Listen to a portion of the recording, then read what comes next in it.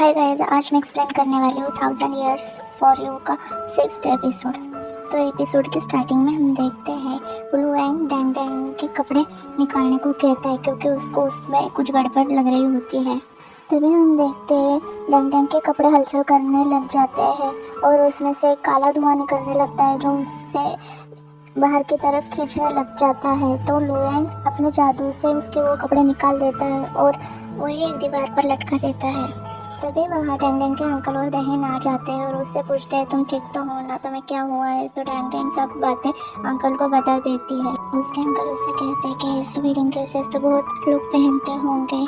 तो लुआंग कहता है कि कोई तो है जो डैंग डैंग को टारगेट करना चाहता है, वो डैंग डैंग को हानि पहुँचाना चाहता है। तो लुआंग जैन को बुलाता है और उसे कहता है कि कल रात जिसने हम पर अटैक किया था उनको बाहर ले आओ, उनसे मुझे बात करनी है। सब लोग उस आदमी को मिलने के लिए जाते हैं। जैन डायनिंग से कहता है कि ये स्पिरिट क्लैन है जो इंसानों को पोजेस कर लेता है और उन्हें बूढ़ा बनाकर मॉन्स्टर बना देता है।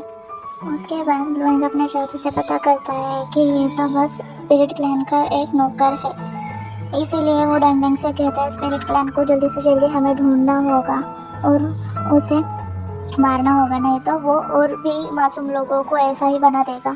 तभी दहीन कहता है कि वेडिंग ड्रेस के साथ कुछ तो गड़बड़ थी, उसे किसी ने भी हाथ नहीं लगाया और वो टाइट भी बहुत थी। तभी डैंग डैंग को याद आता है कि जिसने वेडिंग ड्रेस बनाई थी उसके ही कपड़े ज़्यादा से ज़्यादा लोगों ने पहने थे। तभी डैंग डैंग के अंकल को याद आता है कि मिस्टर बू ने उन्हें भी एक कपड़ा दिया था।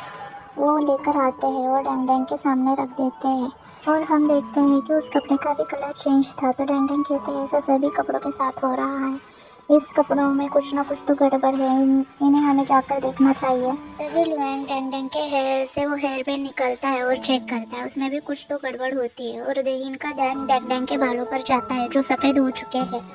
तो डैंग डैंग भी घबरा जाती है और आईने में देखती है। तो वो पूछती है कि ऐसा क्यों हो रहा है। तो लुआंग उसे हेयर पिन देते हुए कहता है कि हेयर पिन तुम अपने बालों में कंटिन्यू लगा कर रखना, ये तुम्हें स्पिरिट क्लैन के हमलों से तुम्हें बचा कर रखेगी और उसके सारे हमले ब्लॉक करती रहेगी, नहीं तो तुम भी इन इंसानों की तरह बूढ़ी हो जाओगी और मॉन्स्टर में चेंज हो जाओगी।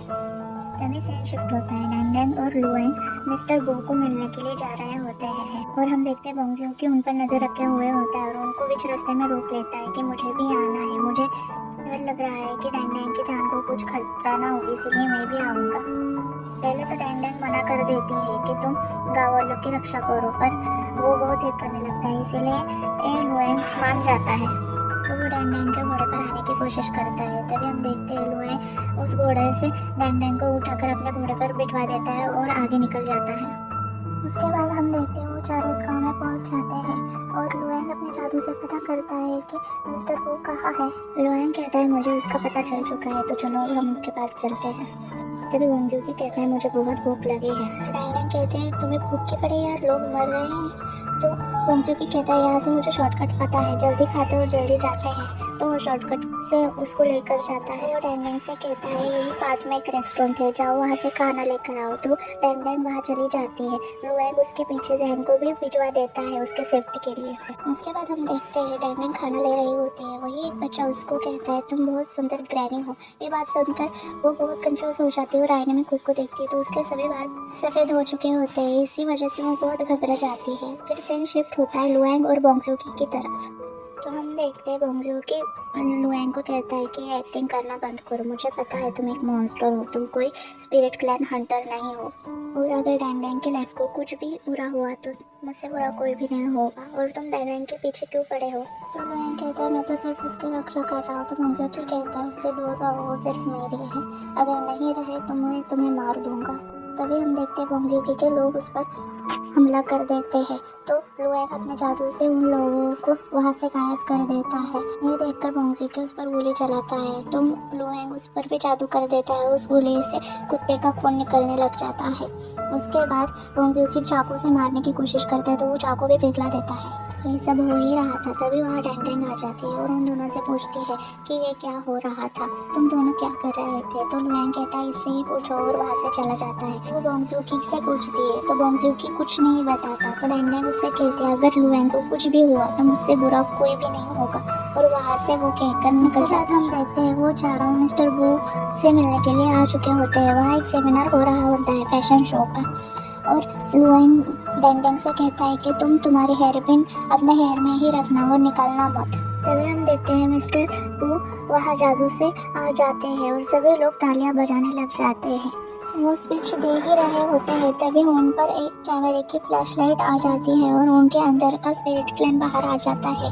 इसे हड़बड़ी में लुआंग और डैंग डैंग सभी लोगों को बाहर निकालने की कोशिश करते हैं, पर वो स्पिरिट क्लैन दरवाजा बंद कर लेता है। तो लुआंग अपनी जादू से वो दरवाजा खोल लेता है और सभी लोगों को बाहर निकाल लेता है। उसी हड़बड़ी में डैंग का हेयर क्लैन नीचे गिर जाता है तो लुआंग उसे वो वापस दे देता है और वो स्पिरिट क्लैन से लड़ने लग जाता है। स्पिरिट क्लैन उन सभी पर हमला करने लग जाता है और उन्हें एक ऊन के गोले में कैद कर लेता है। उस ऊन के गोले में लुआंग और डैंग डैंग बहुत क्लोज आते हैं तो डैंग डैंग लुआंग को किस करने की कोशिश करती है। इसी से तंग आकर लुआंग अपने जादू से वो ऊन का गोला तोड़ देता है और जैन और बोंगजूकी को भी उस ऊन के गोले में से बाहर निकाल लेता है। तो डैंग डैंग बोंगजूकी से कहते हैं तुम्हें लुआंग का थैंक्स करना चाहिए, उसने तुम्हारी जान बचाई है। तो बोंगजूकी कहता है मैं क्यों उसका थैंक्स करूं।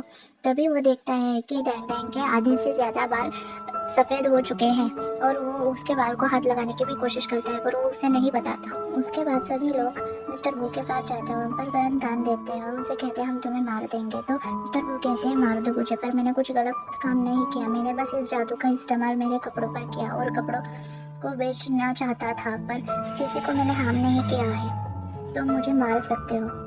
तो डैंग डैंग बाहर जाते हैं सबूत ढूंढने के लिए। तभी मिस्टर बू कहते हैं कि मुझ पर फ्लैशलाइट गिरी थी इसीलिए मेरे अंदर का स्पिरिट क्लैन बाहर आ गया था। तभी हम देखते हैं कि डैंग डैंग पर भी एक कैमरे की फ्लैशलाइट गिर जाती है, उसके सभी बाल सफ़ेद होने लग जाते हैं।